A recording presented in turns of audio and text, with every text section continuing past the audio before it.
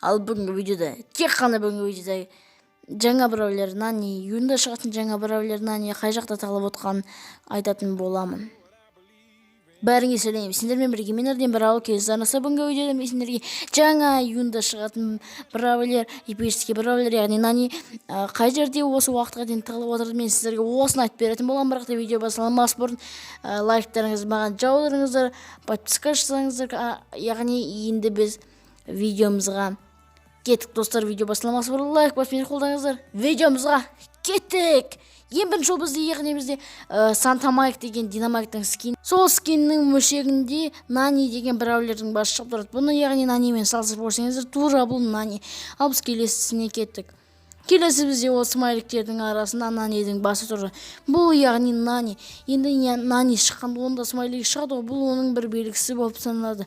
Яғни бұл нанидің смайлигі. Ал бізде келесі ол менің сокланысымда в игры будет 3 на 3 с бойцом нани деген шықты. Енді бұл да бұл разработчиктер байқамай шығар қойған шығар. Енді достар, бұл да бір белгісі, бұл нани шығатын. Ал енді достар, кімге бұл видеоны лайк бас, менің арнама тәргелеуді ұмытпаңыздар. Енді достар, мен сізге әр видеомыздың қатты тырысам, сондықтан да мені лайкпен қолдаңыздар. Енді бұл видео осындай қысқа видео болды. Менің келесі видеомда да күтіңіздер, ол видеода шығады. Мен сіздерге ол видеомда шығарам. Енді менің осыдағы видеома сіздер көп просмотрдан салыпсыздар, болғанда өте рахмет. Ал енді сау саламатты болыңыздар.